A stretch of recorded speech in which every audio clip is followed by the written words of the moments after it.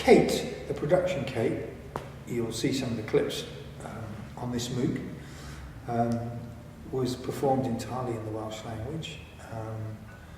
And probably, well, it's the first show that my company's ever done entirely in the Welsh language. But we have used Welsh in performance before, as we have French, Spanish, Catalan. So there's always something quite pleasant about and attractive about using other languages when you're in a one language dominant culture.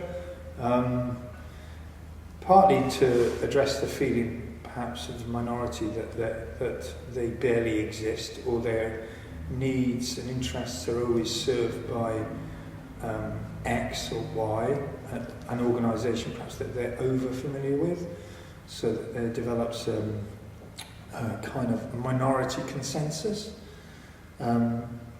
So the fact that people are using their language gives them another perspective, or a sense that the majority is not this whole block, a cultural block, a linguistic block, entirely in agreement with itself and unable to see the importance of minority language stroke culture.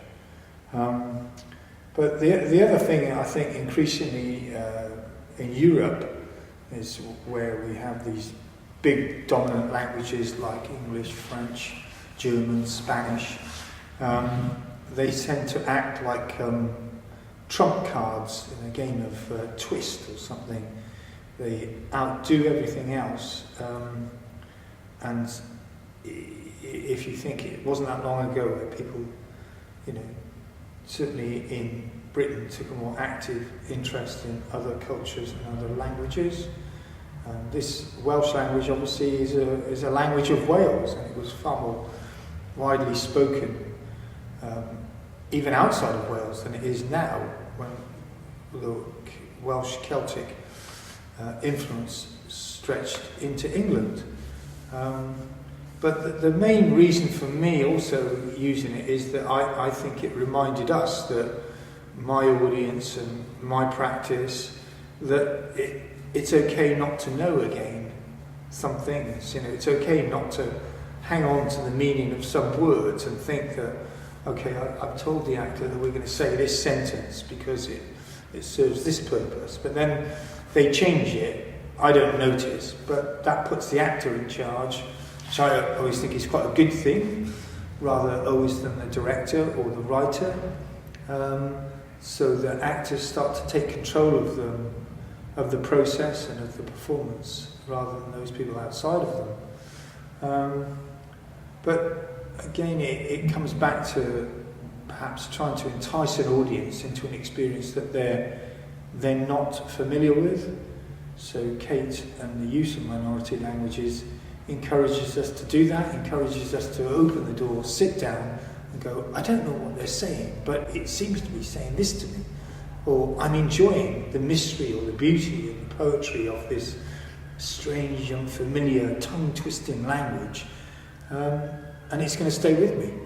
And perhaps I'll never hear somebody speak Welsh again, but that's always going to interest me. Or alternatively, you might have a much more proactive experience and go, wow, what an ancient, beautiful language. You might run off to your nearest open university, computer terminal, and find a course and subscribe to it and go, I'm going to learn this language, like many English, Irish, Scottish people who come to Wales do. The same obviously would apply to a minority language. I'm not sure whether we could say a minority language like Catalan or a Basque language there. There's something, in a way, it highlights the fact that people are strangers to us, but at the same time, the use of a minority language like in Kate also highlights the fact that they're wonderful, they're people just like us. So it's at once kind of it at once reminds us that people have these other tongues, but at the same time reminds us that they're really just like us, trying to communicate, trying to say something, and even if we don't know what it is that they're trying to say.